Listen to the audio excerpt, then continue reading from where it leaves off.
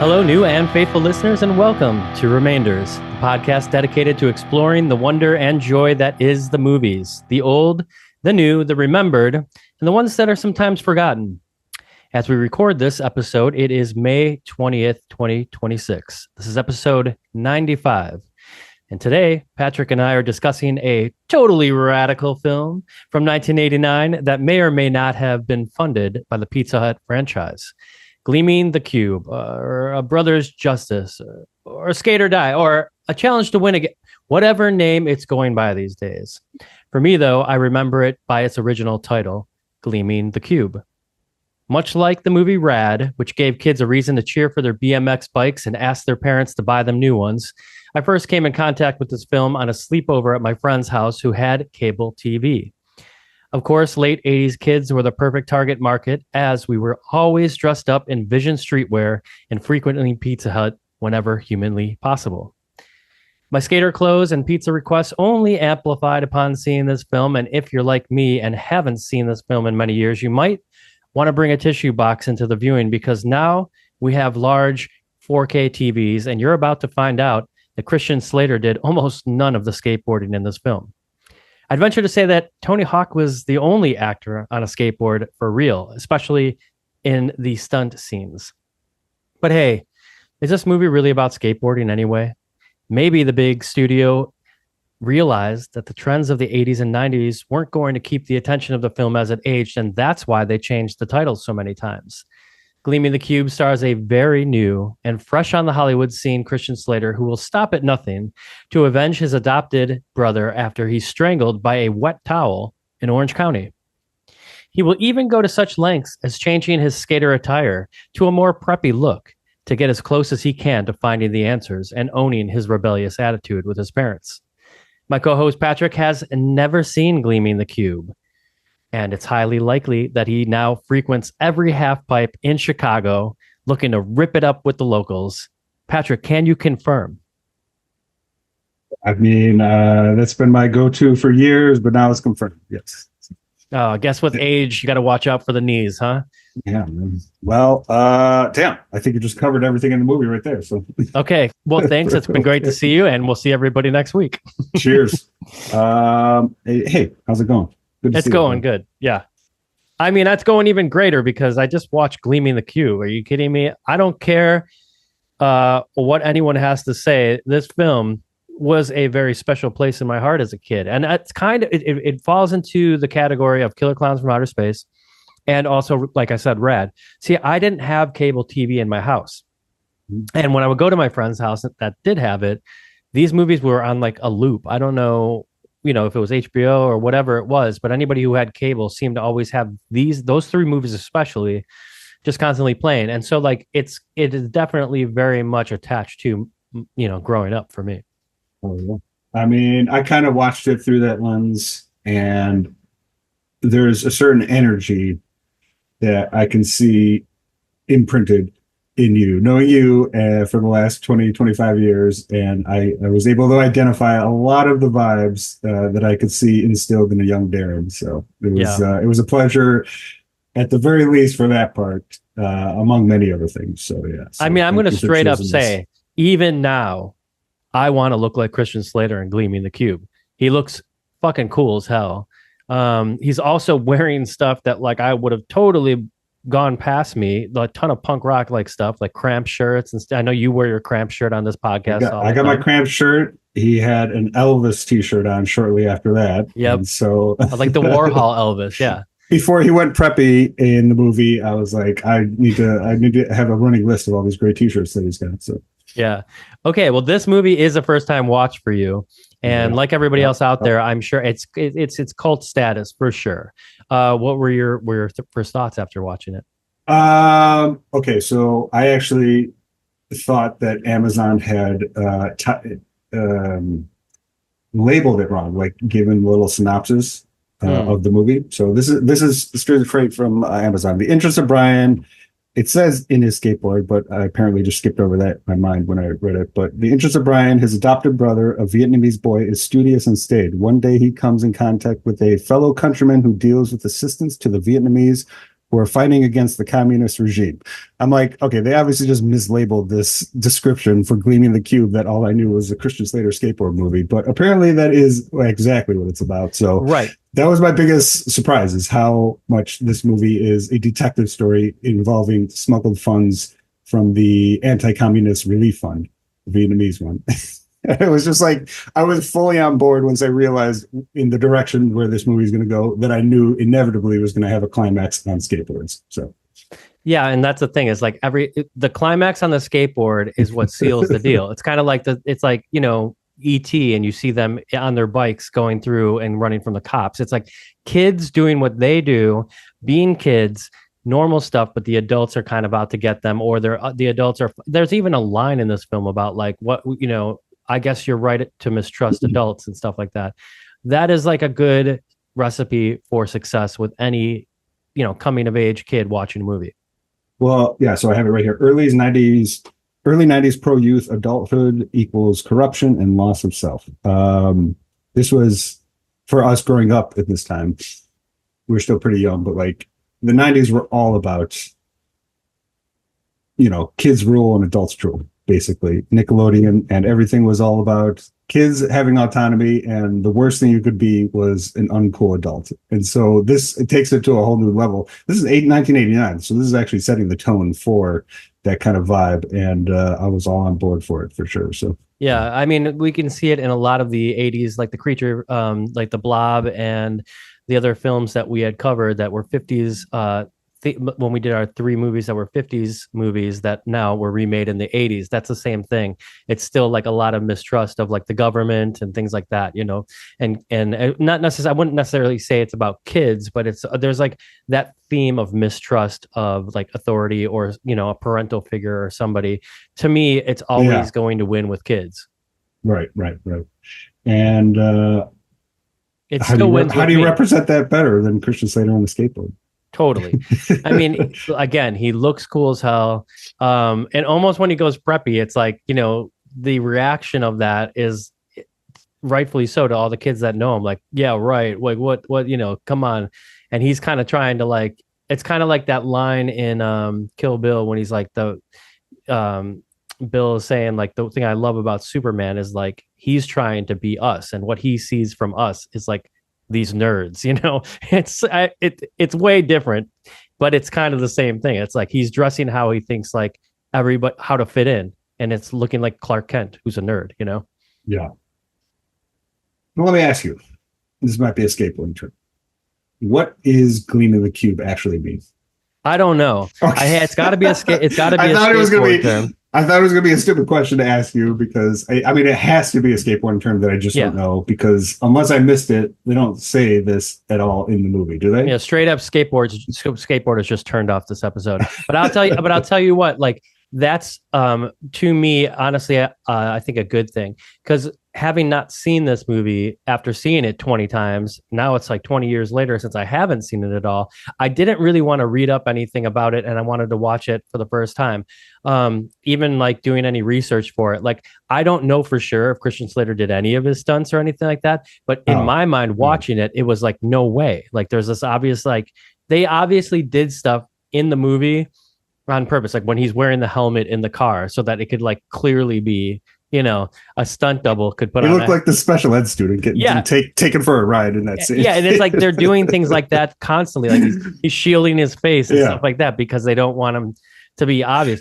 Well, to be fair, one of his best friends in this movie is Tony Hawk. So the idea that Christian Slater is going to be expected to perform all his own stunts right next to Tony Hawk in the same, I mean, it would never work. Like, so. Right. I'll give him a pass. Skateboarding's hard, dude. You got to leave it to the professionals. I mean, for real. And so we're talking about skateboarding in general, but like, I didn't really skateboard. I mean, I had one. Every kid had one.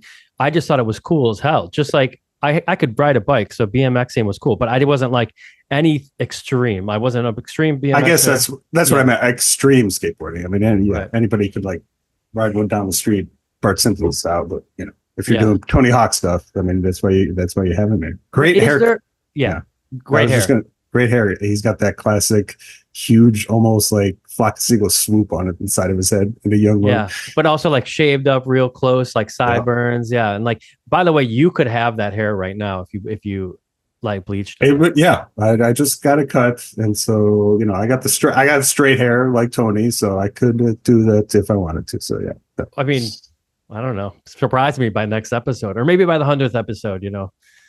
You can do each episode after looks of our favorite episodes. If we branch off into video games and we cover Tony Hawk's Pro Skater, then I'll definitely do it that. So. Oh, okay. Yeah, I never played that, but I know that's a huge game for everybody in the skateboarding community. Also, the best soundtracks of all time. Right. Also, a lot of our friends' bands were on that soundtrack. Show Off was, if you remember. Oh yeah. Love it. The holy grail of like getting your song on a soundtrack back in the day. That was a gateway album for lots of people. So I mean, all I know about skateboarding is my brother skateboarded a lot in high school, and then from Tony Hawk's Pro Skater. That's the extent of my skateboarding knowledge, and so that Gleaming the Cube sounds like a move. I'm picturing it. It's almost the skitching part of it, but I guess. Well, like what's like the thing? I think they like do a couple stickers and stuff like that, and like there is that movie Bones Brigade, or maybe that's like an actual like I don't know too much about skating. So again, everybody who's listening to this is like calling me a poser. You're right. I don't know a ton, but there was a big movie, or was it Lords of Dogtown? Maybe that was it. And did you see that film? I saw it in theaters. I have not seen it since then. Okay, I remember liking it. Yeah. I think that movie may be based on the Bones Brigade thing, which I think was kind of like a skateboard community. I don't know. Again, I'm reaching for straws here, but there was a lot going on with skateboarding back then. And as soon as this movie was over, Amazon recommended that I watch Thrashing with Josh Brolin. Looked kind of like the same movie to me based on what I was seeing image wise, because I didn't watch it, but it looks like that was a big thing in the 80s and 90s to do movies on skateboarding. So I know that you did a little research, at least you told me through text, on skateboarding movies. Did you recall seeing any of research is me just Googling. Yeah, looking online. Movies. But yeah, I mean, was there a lot? Was that a trend at this time? No, not really. I mean, that's why the ones, so Thrashing, Gleaming the Cube, and Lords of Dogtown are usually the consensus for like the more popular trio of skateboard movies, at least in terms of relevance. And Rad is actually up there too in terms. But yeah, that's not skateboards. Yeah, that's like BMX. Oh, is it? I have actually never seen Rad. I thought that was more skateboard adjacent. Okay, that's but it's a similar vibe though, right? Yeah, it's kind of a similar vibe. It's like, but it's definitely based around BMXing then, as opposed to these movies with skateboarding, which is totally fine. It's the same thing. It's like a love of riding your bike, or a love of skateboarding, and then mixing it into a movie with some sort of drama. But yeah, so those three, Thrashing, Gleaming the Cube, as we're going to talk more about today, and then Lords of Dogtown were kind of the more popular ones. So there is one called Airborne from 1993. So that was the skateboard movie that I watched consistently, just solely because it was on HBO consistently when I was a kid. Tell me about it. Tell me about it. Airborne, 1993. It actually has a couple early roles, Jack Black, and kind of almost a secondary lead from Seth Green. So it's the Shane McDermott is the kid. He moves to like this small rural town from California. So he's everyone's from California. In these exactly. Movies. Yeah. So he's the cool, crazy California kid who moves to like an anytown USA where they're all just kind of he kind of sees him as a little dumb and hickish, but like not in a total dickish way. That's another classic trope in those movies. Yeah, exactly. So that's kind of the fish out of water aspect of it. And so he's the skateboarder. He was a surfer, and then they were kind of doing skateboarding and rollerblading. So it's not officially like a skateboard movie, but it's got a similar vibe, and ends with a great final scene where it's like a race between the rivalry gangs. And it's like this whole thing where they got to go through the town, and the team with the first three people to finish wins. It's actually a really fun action movie for kids. teens at the time, and so that was kind of the one that introduced me, and I had a lot of similar vibes to Gleaming the Cube. I got to look this up because there's actually something that I've been seeing online with skateboarders that Jack Black. So I've talked about it before. I have like, okay, Jack Black, this is a thing that he does, and he lives in the neighborhood, so I see him all the time. People may know I did a t-shirt because like when you see him, he's either walking with this amazing outfit on, which you come to know Jack Black as, like, you know, eclectic as he is in the movies and as cool as he is in the movies. But I don't know exactly where this comes from, but he says, do a kickflip. He yells at people as he like kind of walks through town. There's like a video on it. I don't know if that's from that movie or not. Do you ever hear him say, do a kickflip? I don't think so. Okay. I don't think so from that movie, but I mean, it's possible. I mean, amazing. Can you imagine if you were like on a skateboard and you see Jack Black riding down the street on a car and he's like, do a kickflip. You got to do a kickflip, even if you don't know how to do one, you know? Yeah, there were skateboards. I guess it was more rollerblading in Airborne. But yeah, he plays kind of the weirdo outsider kid on the hockey team. So kickflip? I mean, that I know that's a skateboard. Yeah, I know that. Like a nollie. Yeah, there's a nollie. I think that's like a front kickflips or something, or is an ollie is like a regular back kickflip. Yeah. I don't know. Yeah. What do we know? Nothing. But I can tell you that I like Gleaming the Cube. And okay, listen, I can tell by your demeanor, and you haven't said it yet, that you thought the movie was just okay. No, I loved it. I just didn't expect the direction that it went. I didn't expect it to be a detective movie, almost like a film noir. What did you think when you saw that? Were you like, okay, like, did you just think it was going to be people skateboarding all like throughout the whole movie? I mean, it has to have some sort of plot, right? That's debatable. I mean, well, for you, we've watched. Yeah. Well, no, I just mean like when Hollywood wants to, cash in on a vibe, i.e., in the '90s, they wanted to cash in on, cool, crazy culture of the youth and whatever they're doing. It doesn't necessarily have to have a plot. I take that back. That's. It depends on the sector, but like. I could have imagined it was more of a skateboarding focused movie.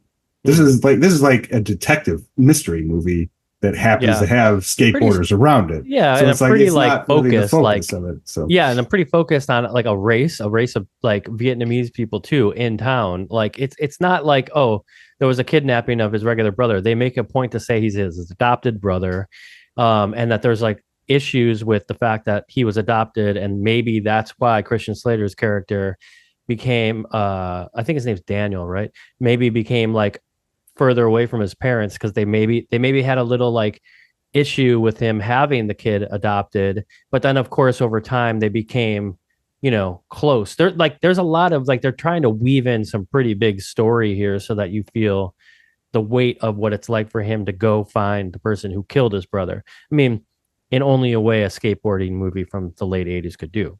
I mean, I thought they did a pretty good job in settling the relationship between the brothers. And giving it pretty, I mean, not heft, but like you could definitely tell that they cared for each other. They both kind of felt like outsiders. Vinny was adopted. Christian Slater, was his name Brian? He was. Oh, Brian. His name's Brian in the film. Yeah. He's the crazy punk kid that is disappointing his parents, and so they almost had the connection basically for being like almost both outsiders in the family itself. It wasn't like an unloving thing or anything, but like they obviously got along. I love the detail of them having the ongoing chess game where it's like they each make like a move like a day.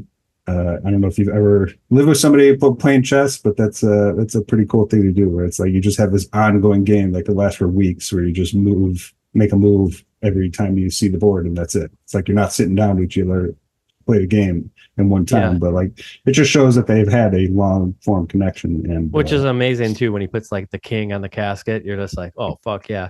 He's like, my king has fallen. That's it's a beautiful little moment. So right. And the skateboard.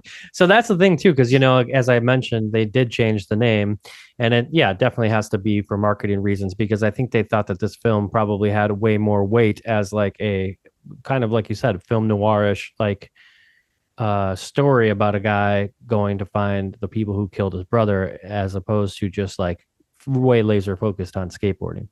Yeah. I mean, this is not that far from Chinatown. I mean, at one point, the movie was called Skate or Die. Okay, I was going to ask you like what the original titles were, because I have a title. It's kind of a meta title, but I thought a couple would be Christian Slater Board would have been a good one, or Slater's a Skater. So they would, neither of them would work because it's meta and naming it, call him Christian Slater. Skater's pretty good. Slater's though. A Skater. That's what I was hearing in my head. But Skate or Die is the title. I think that was a video game back then. I don't know. It happens in Orange County, and they make like light. Let's just. I mean, hear me out. There's I'm thinking about Florida Project. Clearly, this isn't Disney World. This is Disneyland. But the fringes of society in Orange County are killing people right next to Disneyland. Sean Baker could have possibly watched this film and thought, I'm going to make a film based on the fringes of society in Disney World based on seeing this film. I don't know. Maybe it's what set him on the right path. Maybe he was like, like how James Cameron was a PA on Rock and Roll High School, and that just led him down the right path. Maybe Sean Baker was a PA here at this movie. So. Perfect. That's a perfect way to tie it together. Getting a PA role on the right movie will just set you down the right path for a successful career as an auteur. So yeah. Well, what else what stuck out to you about this film that you enjoyed? I mean, certainly the entire aesthetic and the capture of it. So, of the time. So I was, I was under 10 in the early 90s. I would have been like 5 years old when this movie came out. And there's a scene where when his friend comes over, I think it's after his brother's passed. Christian Slater's friend comes over, and they go outside to their hangout, which is this sewer, basically. They go underground. It's not. It's a bomb shelter.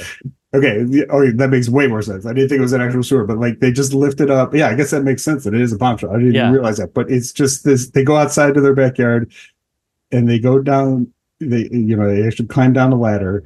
It's got a mini half pipe and everything with it, and I was just like, this is so Teenage Mutant Turtles vibe. Yeah.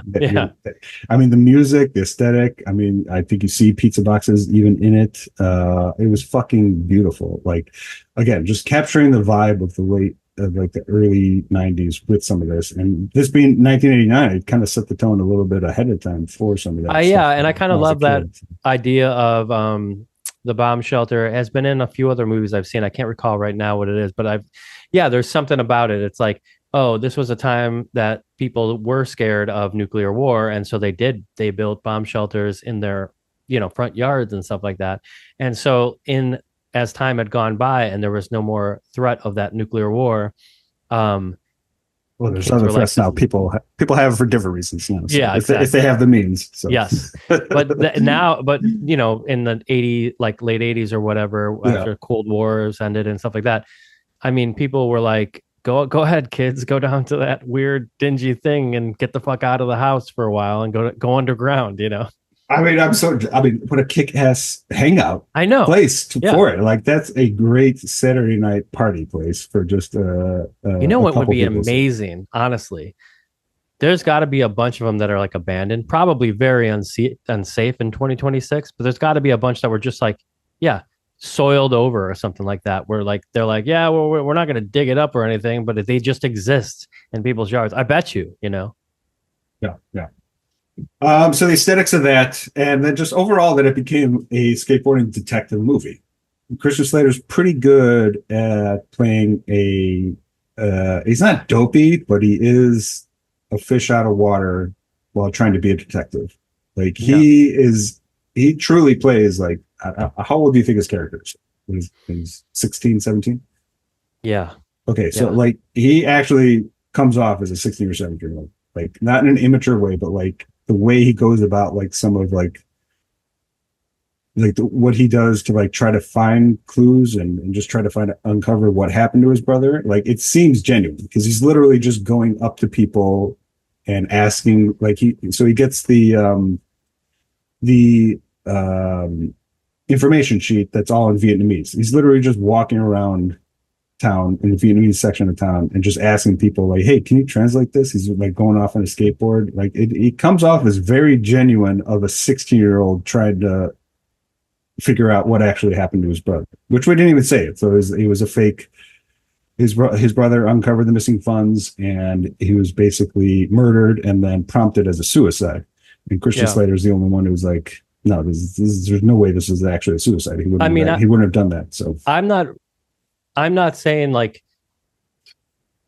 I think that this film potentially was thought at before it was even filmed or anything as like something, a little bit more serious, because it's like he is kind of going into the lion's den. There's a big undertone. It's not comedic really. It is playful with all the skateboarding stuff, but it is kind of serious. Right. Or maybe it's an overtone in a way that it's like he goes into the Vietnamese kind of like neighborhood. And I guess it would be Chinatown in LA. And he's looked at as like, don't trust this American. And also the girl says, my dad doesn't want me hanging out with any Americans or any boys that are, or dating any boys that are American. And so, that's very upfront in this movie. I mean, them capturing the cultural divide and the hesitancy towards the other cultures. Yeah. They're all like aside each other, but there's a fear of like integration. Yeah. Which is, again, I thought it was like way more sophisticated than I was expecting from this movie. So yeah. I definitely think too, thinking about product placement. So like there's nothing better than going to see E.T. and, now I guess, because it kind of got overdone. And, there's that famous David Lynch thing about product placement. He's like, everybody's doing it, putting it in movies, putting, products in movies. Like, I think it's bullshit. It's so fucking amazing. If you haven't seen that clip of David Lynch saying that, you need to see it. But it's kind of part of the nostalgia of these films when you go back, because again, the Reese's Pieces and E.T., it's like almost endearing now.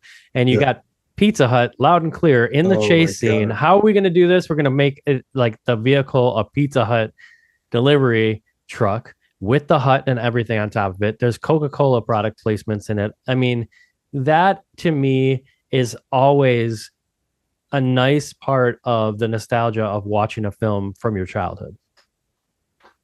It was beautiful in that end scene when Christian Slater basically activates all of the skater buddies, to almost like a spy, like activating like all the other spies to like come together to beat the enemy collectively. So he activates all of them and they get together, and it's led by this great shot of Tony Hawk driving the Pizza Hut van, with all of them in the back, like barking dogs. And all I could hear was, in the back of my mind, like watching it, like I could hear Corey Feldman saying, "Oh, you can't leave now. I just called the pizza dude from the Burbs." Yeah, totally. With Corey Feldman, who voiced Donatello in Yes, he's like, Pizza Dude's got 30 seconds before they get a free pizza. Yeah, so totally. That whole end scene, I was just hearing Corey Feldman's voice in the back of my mind. It was like, this sounds like 90s. If there was ever going to be a This Charming Man scene from this film, it was going to be Tony Hawk's like close up as he's driving down the hill. It was basically the same as showing a Morton Joe in Mad Max Fury Road, where like the camera is like zooming out his face as he's driving. It's so good. It's so good. And and behind him, all of the like skaters, and like as a kid, those scenes, just talking quickly about the chase scene, it's like, that guy's not a cop. And he's like, oh yeah, no shit. He's like, so go get him. He's like, thanks, man. And he goes and puts his hand on the Corvette, and the guy finds out he's still there. And he's like, what are you waiting for? Put the pedal to the metal. And he's got a kid on a skateboard going 90 miles per hour, on the 5 or the 101 or something like that. And you got to be like, holy shit, I'm in. This is fucking amazing. And you got to hope that the new bionic skateboard that his friend made him in a few scenes earlier earlier, it's going to hold up because, you know, he made it just in case he has to do these crazy, like he geared up for this whole scene to happen. And you're kind of like as a viewer, you're like, oh, he'll be cool. He's got this new cool black skateboard that like has the new trucks on it and the good wheels and everything. And he tightened it up himself. I love it. I think that whole end scene, starting from when he goes, here we go, Vin, and he like jumps through the window as he's trying to like help the girl that he's like getting into. Like from that moment on, the movie fucking rules. So yeah, Tina was Vin's. I mean, were they officially dating? I think they were a couple. Yeah, they were. I guess they're a couple. So they don't really say. Vin dies, and Christian Slater tries to befriend Tina, and doesn't go too well. So it took me a minute. That's the actress from Big Trouble in Little China. I don't know. No shit, really? Yeah, that's the one who gets kidnapped at the beginning. Again, I saw her like or her friend at the end later in the movie, not the one who's kidnapped, but yeah, she's in Big Trouble. Not like the Jade, the green eyes. Yeah. I saw her thumbnail on like Amazon or whatever that they have when you're watching, and it didn't have any updated pictures. So I was like, oh, this may be the only film she was in, but that's interesting. Pretty good amount of character actors. We got Charles Cyphers like in the beginning of Halloween fame. I don't know if you recognize him. He looks different in the 80s as he did in the 70s. So it was fun to see him. So so the big bad of the movie. So there's the Vietnamese, the dad, who's basically the behind everything and running a business. But then but Richard Hurd, right? Richard Hurd. He's like the classic, like the white guy, the evil white guy that's working with the dad. Okay, yeah, Richard Hurd. So I actually only know him as George's boss from Seinfeld, but he's in a lot more movies than that. He's in All the President's Men, but he's Mr. Wilhelm from Seinfeld. So that's how I know him more than anything. So him coming off as the bad guy didn't completely work. He was great in it, but like every time he was watching, I'm like thinking of George. Totally. But Seinfeld. So. I got to look at like while we're talking here, I'm just going to kind of cruise his. He passed away in 2020. He was in that show V, which I know was a really popular. Oh yeah, sure. Yeah, it was a very popular 80s kind of sci-fi thing. But yeah, I'm looking here. There's some other, like Get Out, All the President's Men, The China Syndrome, and The Mule. Oh yeah. So he was good as the bad guy, but again, his face, I know him entirely from Seinfeld, so definitely set the tone in a different way for me. Dude, it looks like he was in Briscoe County Jr., which is a very deep cut. Okay, then also we have to talk about with Stephen Bauer. Al Lucero, so he's the detective that reluctantly becomes paired up with Christian Slater, yeah? Well, you know him from Scarface, yeah? So I had to look at, I don't remember his face in Scarface. No pun intended. But huge character. I haven't seen Scarface in a long time. Especially after you showed me Carlito's Way. I'm like, Carlito's Way is way better than Scarface. But okay. I like it way more. That's a fucking bold statement, my man. I can't confirm or deny. Watch Scarface again, and then we'll talk about that. But I'm sure anybody who's seen this knows him from Scarface. I mean, because that's such a huge movie. But these days, people would know him from Breaking Bad, which I don't know if you've seen Breaking Bad. I have seen, and I don't remember in a minute. So. Oh, dude. One of the biggest cartel boss roles where Gus Fring is like going against back in, I think it's in Mexico, where they are partners, and it's kind of like the heads of the family. He's one of them. I mean, I totally believe it, but yeah, I don't remember him in. Looks like he's in the follow-up to Better Call Saul. So I knew his face because I actually just watched him in a movie like 2 weeks ago. I had never seen it before. Primal Fear with Richard Gere Edward, well, I think actually Edward Norton's first role. Oh, interesting. Yeah, I never plays seen it. young altar boy accused of murder, and Richard Gere is his defense attorney. Pretty good movie, but he was in that, so that's why I knew his face instantly. So He says he's in Traffic as well, and I haven't seen Traffic in a while, but I remember loving that, which I believe is like a Soderbergh film, if I'm not mistaken. Yep. Anyway, interesting when you see these films and you see people from like at this point in '89, this would have been past him being in Scarface, and again, that was a pretty big role for him. Cool career nonetheless for him. If you don't know some of these things that I'm talking, like Breaking Bad, if you watch it again and you see him in it, you're going to be like, oh man. It was like when I saw him on screen in Breaking Bad as that role, I was like, great casting. Like it was nice to see him. It was familiar for people, but also they know what he's capable of doing, and he delivered in that show big time. Oh, so was his car bionic also? Oh yeah. Was it? I didn't. Seemingly everybody's car was, Okay. I mean, I didn't know if that was like something I missed, but like he had like a talking car, and it mentioned your right door is ajar. Yeah. I don't think that was not of the period though. I think cars did talk to you at some point. Okay. There was also a cell phone in it.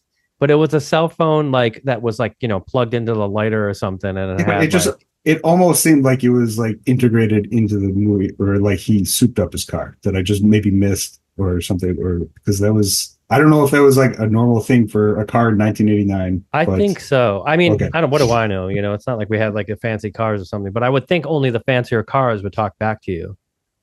It just felt like it was almost like pushing a Knight Rider vibe that maybe I didn't pick up on. So. All right, so I want to talk quickly about Book It. Do you remember Book It back in the day for Pizza Hut?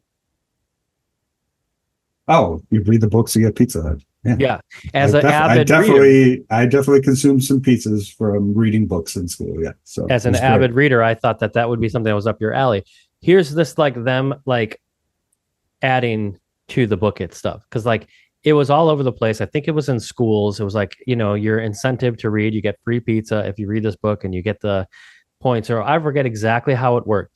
But then you add in product placement of this movie, and you're like, Pizza Hut is the ultimate takeout pizza place for kids. Like they killed it in the 80s with us. There's a push for the retro vibe of Pizza to return. Right now? Yeah. I mean, there's a push for a retro vibe to return for everything. What is your go-to pizza takeout pizza? If it's not, it's got to be a chain though. It can't be, Rosati's or Aurelio's or County Inn Pizza. What is your go-to if you're going to get a delivered pizza from a chain? It has to be like a national chain. Like I'm here in Chicago, so I know that's why Yeah, but you're saying it has to be a chain. I mean, I guess Papa John's. Papa John's, huh? Yeah. Yeah, they got that little cup of garlic sauce that comes with it. Yeah, I mean, does it come with it, or do you have to pay extra for that? Well, as with everything in the world now, it's extras. So it used to be included, at least. I don't know.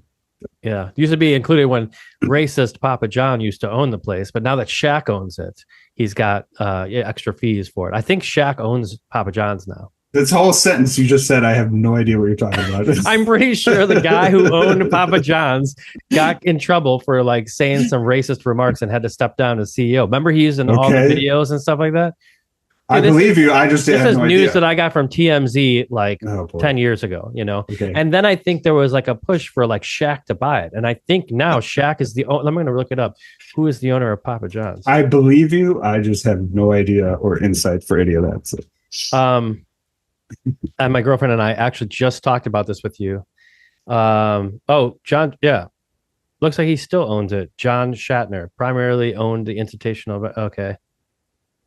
It's owned. It's owned by a bunch of. It looks like it's owned by a bunch of like, venture capitalists now or something. Okay, Papa John's. I mean, everything's technically owned by venture capitalists. It's you just get the face sometimes. So yeah. Except if you go to Aurelio's or County Inn Pizza, which is why most of the time I'm sure if you're not going to a chain, your go-to is Pequod's. Pequod's? Yeah. Oh, okay. I fucking love Pequod's. That's a very Chicago answer. Well, yeah, I mean that's where I'm at. I fucking love Pequod's. Very new school Chicago answer, I'd say. Most people could, if they're old school, might say Lou Malnati's, which is now arguably a chain anyway. Yeah. Or Gino's East, right? Yep. Yep.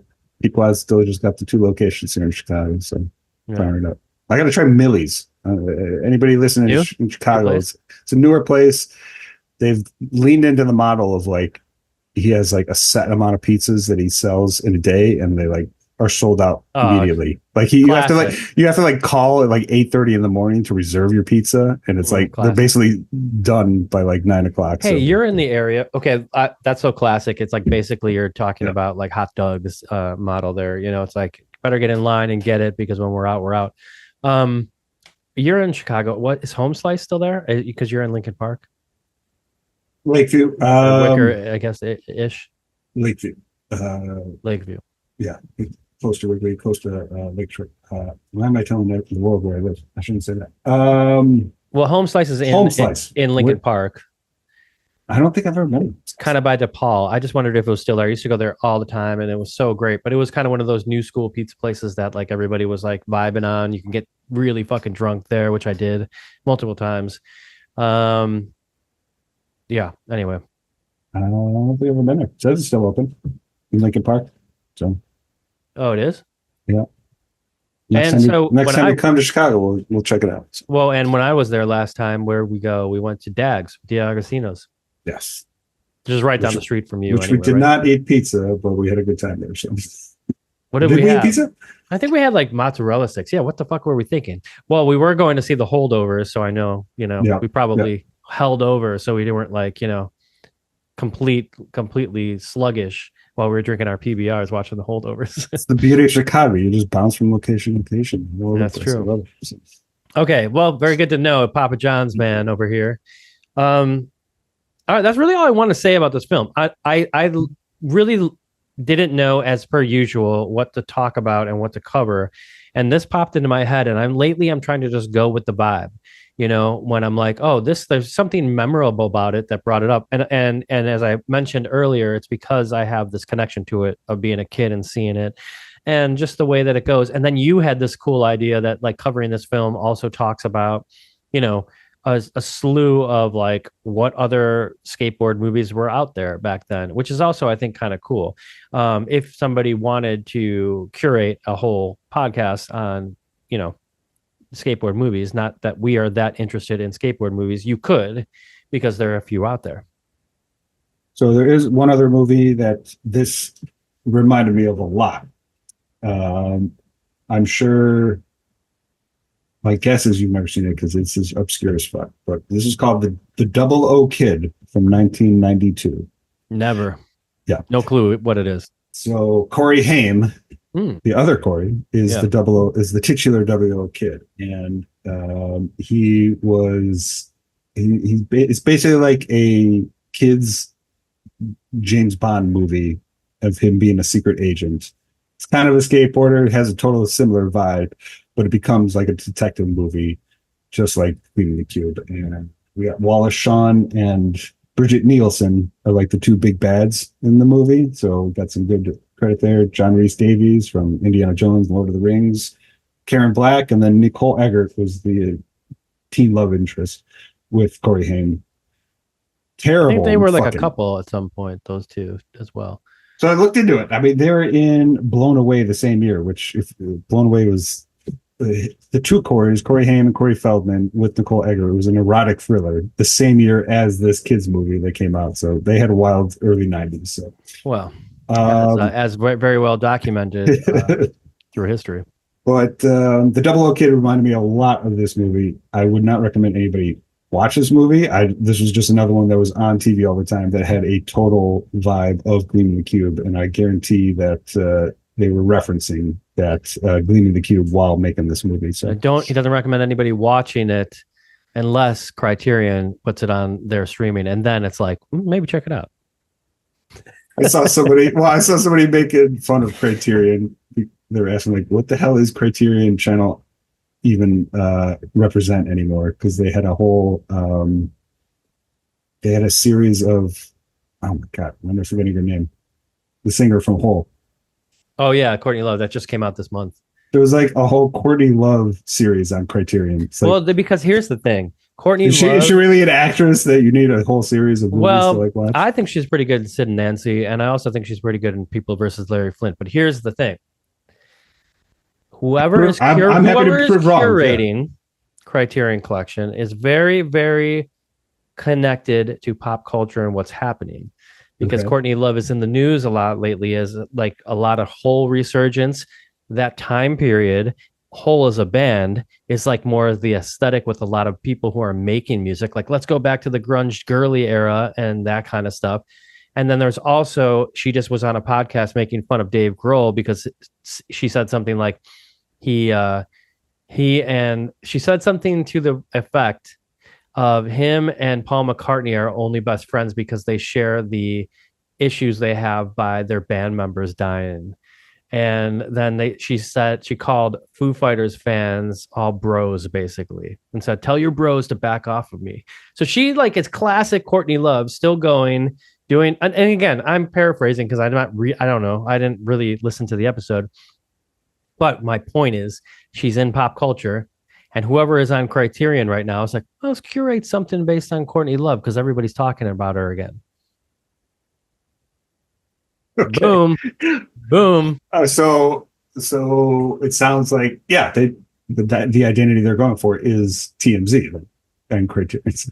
I mean, if I pick something from a curated list of Criterion that we cover on this, I'll notice that the viewership is pretty high because it's relevant to what people are watching. At least movie, aficionados like you and I, because it's being told that there's some reason that we should be looking at this again. I mean, Ethan Hawke is all over there too, and Ethan Hawke's like popularity has only skyrocketed for the last 10 years, in my opinion. And he is synonymous with like Criterion Collection. He's got all those adventures in movie going. Look, I don't need to tell you how much I love Criterion. You don't have to. I can tell that yeah. I noticed that. I was like, you're right. They do a lot of left field series on Criterion, and I didn't know but sometimes impetus not impetus for Courtney Love. So. And sometimes not up my alley. Like for instance, like right now, I'm not really super interested in the stuff that they're curating. But again, next month I got a whole new slew of things that they're going to throw out that I might be. And every once in a while, I'll check out something that I might not love or not know, but I'll check out because they said that I should, and then I end up enjoying it. I know you need somebody to tell you what to watch sometimes. Well, you need a little kick in the ass. Otherwise, you dismiss it a little quicker. You're absolutely right. Which I sympathize with that. I get that. Sometimes you do need a valid voice to tell you. Well, because it's easy to go back to the tried and true stuff, especially these days. So I love like for instance on your Shudder, I'm glued every night to Tales from the Crypt. Every night, dude. I need to get on it. Oh my God, I have been enjoying it so much, and it's familiar, but it's right up my alley. This like great kind of kitschy show hosted by the Crypt Keeper. And it's like all of these like little horror vignettes that are funny and fun and also nostalgic. It's everything for me. You know what I mean? So I'd rather that's a go-to, right? Instead of something new. Was that a show you watched a lot when it was on when you were a kid? No, because I never had cable. But it was almost the idea that I couldn't is why I liked it so much. Because like when I got to see it, I was like, oh my God, I wish my parents would, have HBO so I could see something like this. Yeah, because I definitely watched it a good amount when I was a kid. I didn't recognize like a lot of the actors, or didn't appreciate that it was like a lot of cool directors with it. That just said Robert Zemeckis is a big part of it. But like as a kid, especially that opening, the whole opening credits. I never skip it. Oh my God, dude. It's one of the best opening credits of all time. Yeah, but like seeing that as a kid, I loved it. But then the Crypt Keeper was like such like a fun character. It's like it was essentially like, I mean, people talk about this like because it was big in the 80s and 90s. It was gateway horror, like horror that was like approachable to kids. Tales from the Crypt was a little bit more adult, but like Are You Afraid of the Dark, for example, on Nickelodeon. That was like good gateway horror to get you into horror as a child. And the Crypt Keeper is like a great example of that. Like, his entire existence is quips about how people Yeah. die. So it's such Yeah. a like fun way to get into horror without being like too over the top Yeah, of like it. joking around about death and like the macabre is like Yeah. great. But you're right, it's very adult as far as like, seeing a lot of titties in there. Way before they started showing dicks on screen, there was just like more like female nudity, which I think there's a episode that I watched on YouTube before this was curated on Shutter, and there was slim pickings there, by the way. Like they've done a really good job of like not letting this out. So I'm watching a lot of this, having seen any of these episodes, and I'm only on season 2 right now. I don't think they released it all at the same time, Yeah, but I they think at they're least the just doing first 2 seasons I think are. And there's one with Patricia Arquette that's really good, but I believe she's like full frontal nudity in that one. So it wasn't, it was still HBO, but it was like, yes, a little bit of a lighter horror show. Yeah, I came so close. They had the entire series box set on DVD at Reckless Records a couple months ago. I saw it was a used copy. It was like $27 for whatever reason. What? I didn't. Yeah, it was for all 7 seasons. And Those were great DVDs too, because I have like at least the first 4 seasons. Anyway, go ahead. I don't know why I didn't buy it. I went back to the next weekend it was going. So I don't know why I didn't buy it, but shortly after that is when they announced it on Shutter. So well, as you know, that they come and go, so it's nice to own it, as we've talked about a million times. Clearly, from what people can see on screen when they watch our show, that you have curated the coolest DVD and Blu-ray collection. And today is my very first day of no Netflix. My first time in a very long time. I have canceled Netflix after they made it $20.99 or whatever, and I don't have Netflix anymore. I don't know what I'm going to do, Pat. Well, let's talk a little streaming and a couple of physical videos. We'll wrap up Gleaming the Cube. Any final thoughts on Gleaming the Cube and Christian Slater's fantastic punk haircut? Yeah, Christian Slater kicks ass in this. I've always liked Christian Slater. He is still, I think, even with his success of Mr. Robot and all of the things that have happened in his later career, he still is looked at as like a pretty cool guy playing Jack Nicholson every once in a while with his impressions. And I don't know, man. I don't know if it like is just the nostalgia or if it's a good movie, but either way, I don't really care because I enjoy it every time I see this film. I'll definitely keep it on when it's on TV. I'm happy I was exposed to it. I didn't realize the depths of its detective roots, and I was loving it all the more for it. So definitely high recommend. Well, you're welcome. I'm glad I changed your life today. I mean, that's why we're still friends. I was expecting that. So. All right. No more Netflix. So no more Netflix. Yeah. And purely a price decision. Yeah. I mean, I think it's just getting a little bit ludicrous out there right now, especially for everybody when it's like the middle class is completely middle class and lower class people are trying to figure out how to afford anything. Gas out here right now is $7. That's about the high. The low might be like almost $6. So when you got to cinch up on stuff, it's like, I know that I love Netflix and I enjoy it. I don't watch it all the time, and it's been hard to get rid of it, especially with our connection to it back in the day, selling it at Suncoast, which we did. We sold the DVD programs when it first came on the market. Plus, I go and see movies often over there at the entirely FYC different beast, events. Entirely different thing. Totally. The heyday of Netflix DVDs was like the pinnacle of being a cinephile because they had everything. But it's already like a nostalgic thing because of that with us. Like, we had all those DVDs came in the mail, and I was almost like, oh, I love this company. But yeah, charging $20 for the streamer, and then everybody else is doing the same thing. It's not just them, everybody is. They set the model. Everything's got to go for me, and I'm kind of just focused on my own creativity right now. It's not to say I won't come back, but right now in a tough economy, that's it. And $89.99 Criterion. No ads. All the Courtney Love movies you can watch for $89. Yeah. Yeah, exactly. Okay. Yeah. So here we'll talk about a couple. I'll feature a couple physical items going forward because I've been purchasing less, but Yeah, this is the scene here. If you're watching, Pat does showcase his brand new DVD or Blu-rays that he's gotten in the last 2 weeks since our last episode. So it's more of a cool thing if you're watching on YouTube to see it, but also he explains it pretty well. So go ahead, Pat. Yeah, so I may have shown this one. I've had this one for a little bit now, but the 4K collection of all the Rambo movies have been recently released. But I got this Steelbook. I think this was a Best Buy exclusive a couple years ago. And once I realized it existed, I had to have it. So this is the Rambo collection in 4K Steelbook collection. This is one of my favorites that I have of all time. So is it all the films? There's more than that, right?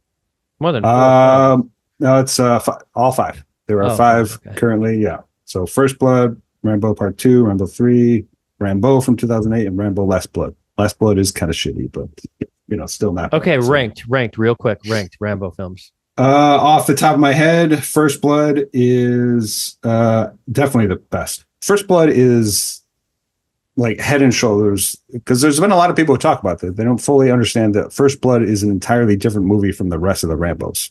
I mean, you've seen all the Rambos, yeah? Yeah. Okay. I mean, yes, I don't remember them all probably maybe as well as you do, but yes. They went off in a different direction in Part 2. They went chaotic, over the top, whereas First Blood is a fantastic movie about PTSD. Can you blame him? It's a true study of a man with PTSD from war. And it's not in Vietnam, right? Yeah. It's based off the book. It is a fantastic movie. Stallone gives an incredible performance. I always say, if you put, he's such a good fucking actor in the same way of like a Nicolas Cage. He's an amazing actor, but has done so much, over the top stuff. It gets watered down sometimes and people don't always realize, but something like if you watch First Blood and Copland back to back with each other, you'd be like, this is one of the best American actors that we have. Copland, dude. We covered that. If you're out there and you heard that episode, we were both. I had never seen Copland before we covered it. Good. And, it's such a different Stallone, though. That's the thing. Yeah. Very much more subdued in that. Man's got range. So that's all to say. The First Blood is a very nuanced film, whereas all the sequels are just over the top, ridiculous, fun movies. Exploiting the action probably more so than the story. Yeah, exactly. But you guys, my ranking. I mean, my quick ranking. I would go First Blood, Rambo 2008 actually at number 2, Rambo First Blood Part 2, Part 3, and then Last Blood. So First Blood and the 2008 Rambo. That one it was in the Grindhouse era of post the Tarantino Grindhouse, and it leans into that. I remember it's very fun, very gratuitous violence. Yes. I also love, by the way, just speaking of later things in those big iconic franchises. I love Rocky Balboa as a film when he's fighting Mason the Lion Dixon. I thought that was a great. I think that was 2006. Oh yeah. Oh, okay. You were saying the 2000 resurgence of them. That one's really good. You're right. That's those both. He made those both within a couple of years of each other, and they're both fantastic. So, Part 2, written by James Cameron, actually. No shit. Yeah. So it was like a project he did while trying to get Aliens off the ground that he just had to take because it was his only opportunity. So it's him taking that job helped him give make the Aliens get films. What he wanted to do between Terminator and Aliens. So and then all right, wouldn't be an episode of Remainders if we didn't talk about James Cameron. No, not at all. This is a newer piece. I got the VHS from TerraVision of the movie Student Bodies from 1981. Are you familiar with Student Bodies? Mm-mm. So this was a movie that would be on USA Up All Night back in the early 90s. Kind of like what we're talking about here, yeah. Exactly. So this was the original scary movie. This was a spoof of horror movies that was made in 1981. So super early, it was Friday the 13th. It was still new at the time. And it was only 1 or 2 Halloweens had come out. So this was a true spoof of 70s horror slashers. And so I'm excited to rewatch this. I haven't seen this since I was a kid, but I'm excited to see how it holds up and whether or not it's still a good comedy. I'm sure I'm going to appreciate a lot more of the 70s slasher references that I didn't fully get as a kid. But I mean, when I was younger, discovering satire movies in general, Mel Brooks was a god of mine when I was like 10 years old, understanding like what those types of movies were. It was definitely a gateway type of movie for me. Learning what directors because did, you know that we're talking here in 2026 when they have a new scary movie coming out, which I've been sending you all of the billboards and everything and bus advertisements for it. The Wayans brothers are back on the franchise. Yeah, the Zuckers took over for a little bit, but going back to the OGs with the Wayans. So that's what I got for physical media. Very nice, very nice. Anything going on at the Music Box or anything you're excited to see, or are we just kind of slowly sliding into the warm weather in Chicago where you stay indoors all the time? I'm such an outlier. I love Chicago summers, but goddamn, my Irish blood is just so made for 50 and yeah. Beavis and Butthead is actually playing at the Music Box next Monday, so I'm probably going to go see that. And then they are playing The Lord of the Rings. They're having a Lord of the Rings weekend. On a Saturday, you can go see the entire trilogy in one day. And are you? I'm going to go see at least one of them. Probably. So, are they doing the full, like, extended? No, actually. They're doing the theatrical. Which there are a lot more people than I thought that defend the theatrical versions. I thought it was pretty consensus that the extended was the no-brainer. Definitive. I don't think I'd even watch the theatricals anymore. I don't think I would ever go see them like that. There's a good amount of people who prefer it. So I'm all for either, but like probably the kind of same people who like to watch their movies on their cell phones. But go ahead, maybe. I haven't even watched the theatrical versions probably since the theater because like those DVDs, like the extended versions, like came out immediately. So it's like those are the only ones I've owned ever since. So like I don't think I've even seen the theatricals since. I just rewatched them with my girlfriend because she had never seen any of them, and it was an amazing watch because I love watching stuff with her that she's never seen. But I was like, we're not watching the theatrical. Like you're watching it all the way through. If you're gonna get into this, I'm going full throttle. So yeah.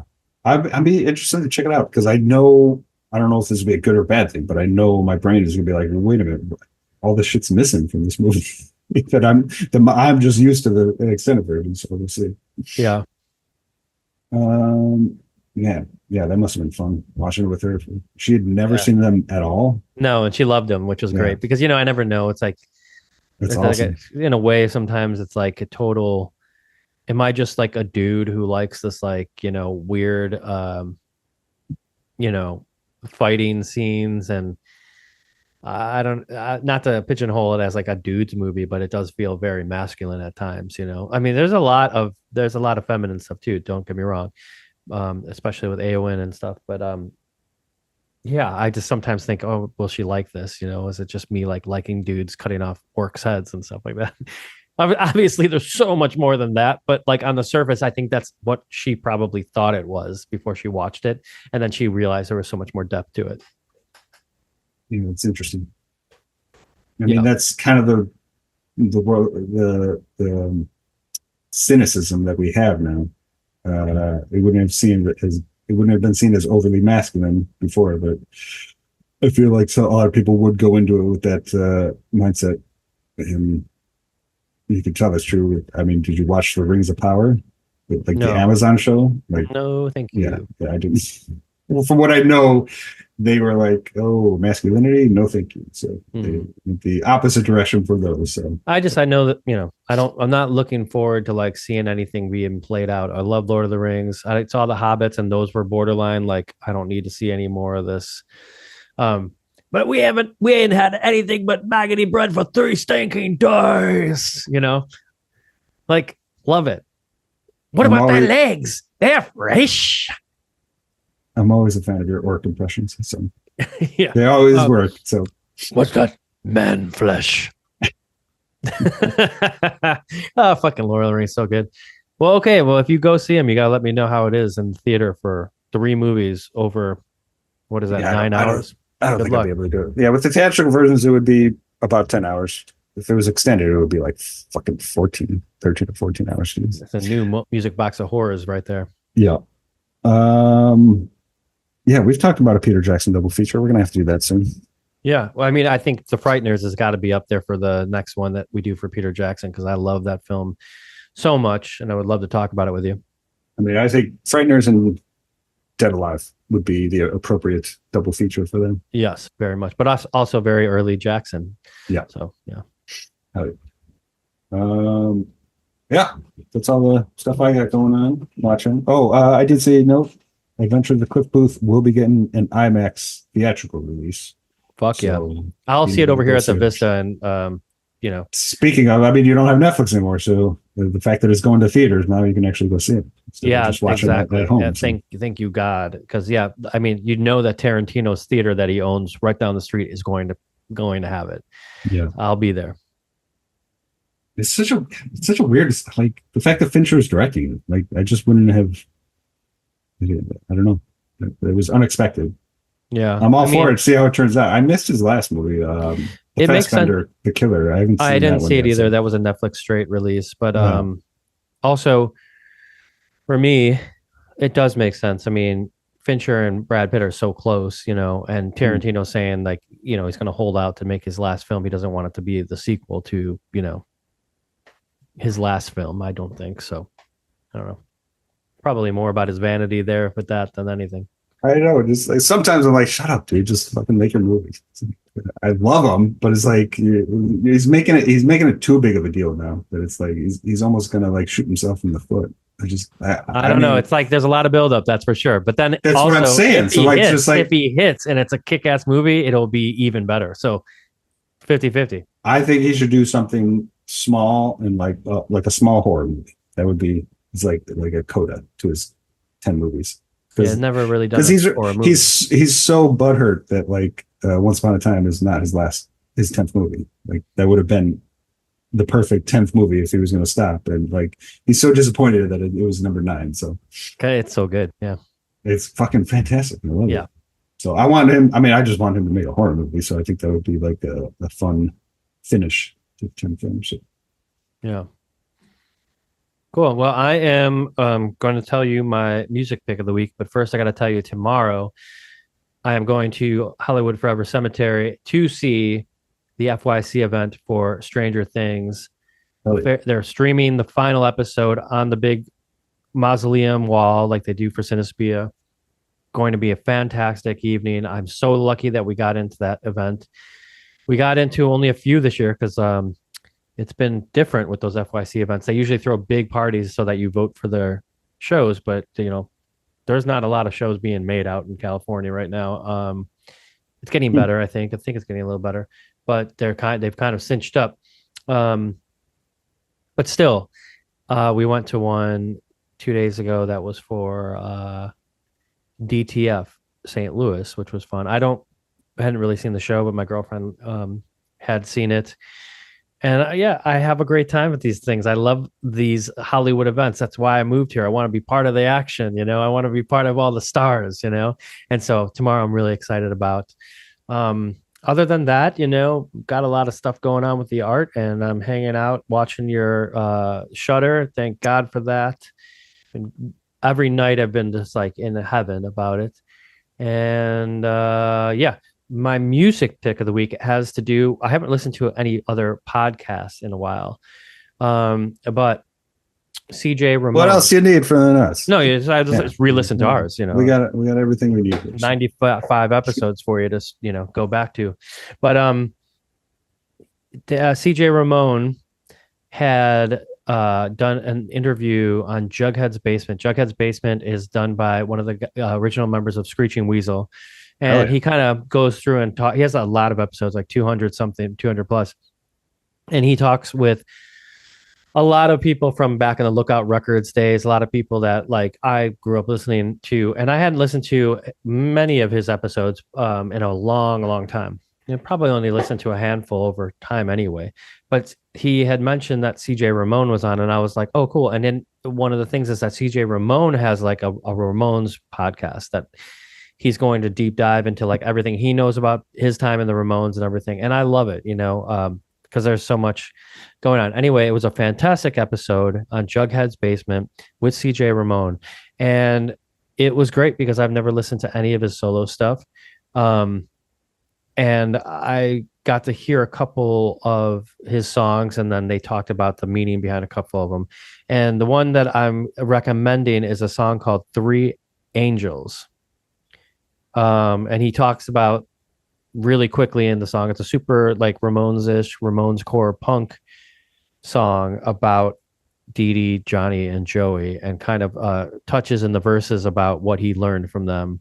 It's like a tribute to them, kind of, and it's just like it's really sweet. As a Ramones fan, it's a really sweet song, and it's very satisfying. I'll say that's a good word for it. So that's it. It's called Three Angels off of Reconquista,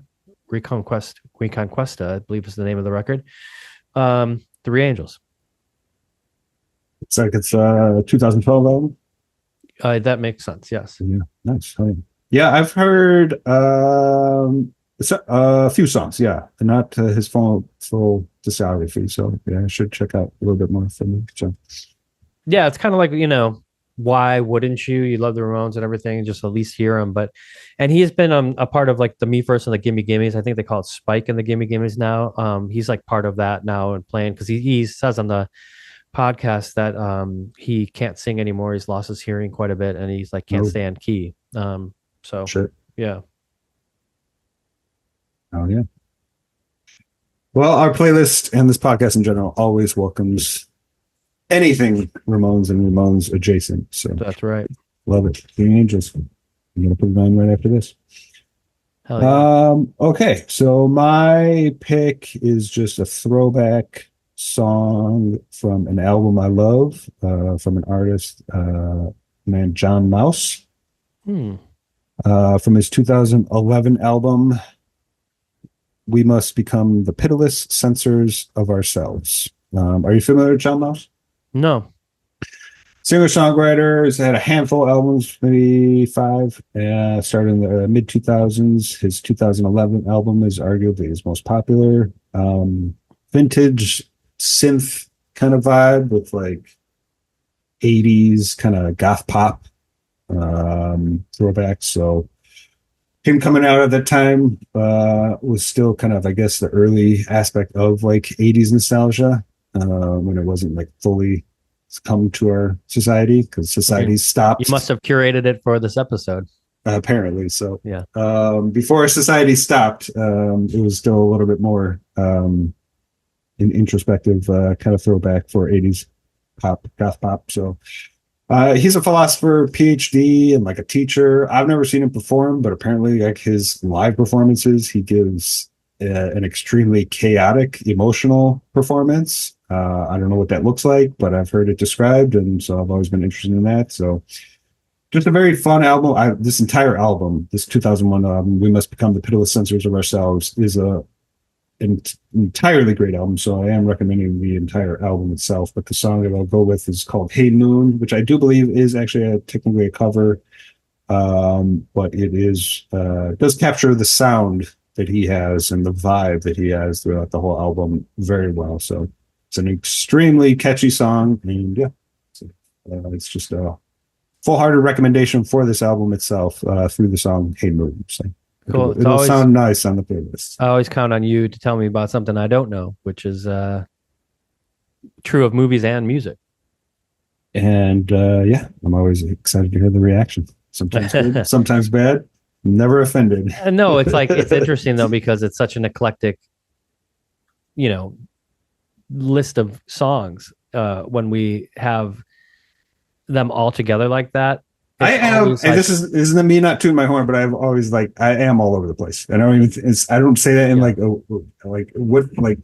like in anything, books, movies, or like it is all over the place. Like what I respond to. And I mean, I think we both are, but maybe you're a little bit more, because I don't really dive deep into like the death metal or the black metal and stuff like that. So when those come on the playlist, I'm like, good. I love them, and I think they're awesome in their own right. But it's kind of like I wouldn't normally listen to that. So when it happens, I'm like, holy shit! I was just listening to Bob Dylan's Christmas, for instance. It's a Christmas song that you have on there. Black metal, yeah, that tips into my instrumental ear. Like I love classical music so much, and that type of black metal is like, I mean, it's very different from classical music, but it triggers the same part in my brain where it's like, because it's entirely instrumental and in the vibe and the emotion of it. Yeah, that's what makes you the coolest dude on the planet. Argue against everything in that. Boy, thank you. Yeah. We've been like I said, back to the Suncoast days, throwing shit off each other has been going well for us. So that's why Yeah. podcast has been going fantastic. So coming up on 100 episodes. Coming up on 100 episodes, and can we you are believe grateful that? to anybody who's been listening to us out there. This is definitely, as you call it, a hangout vibe. We talk to, just so everybody knows, behind the scenes, every once in a while, Pat and I talk to each other outside of the movie business. And we were talking about doing our videos where we could see us side by side. So hopefully this recording is going to do it that way. I tried to set it up that way so you can see it a little differently. I told my girlfriend, I was like, yeah, Pat had a couple ideas. And she's like, yeah, well, that's like most podcasts do it that way. And I was like, oh, okay. Like, I don't know, yeah. And so we're gonna do a couple of things to try to change it around a little bit and freshen it up. Always learning, always figuring out. But I feel like the consistency is always in the discussions, and I'm glad to do that with you every 2 weeks. Gonna keep it going all the way to 100, which we will hit this year. And thanks everybody for sticking around with us this long and enjoying it. Hey, a lot of episodes to watch if you're just a first time listener or viewer. Go back and check out some of the ones that you like. We appreciate it. I guess people say that giving ratings on Apple Music and different places will help you in the algorithm. Maybe. We're not too concerned about that, but if you feel like it would be amazing for other people to know about this podcast. So feel free to share it. Like and subscribe. That would be fantastic. Like and subscribe, yeah. And you'll get more Gleaming the Cube and Gleaming the Cube adjacent movies for us to dive into, because we love it. And I'll be looking forward to way more. Well, I'll see you back here in 2 weeks with your pick. Cannot wait to see what that's going to be as we inch our way towards 100. Thanks, everybody, for joining. Pat, good to see you, my man, and I'll see you in 2 weeks. See you, brother. Bye.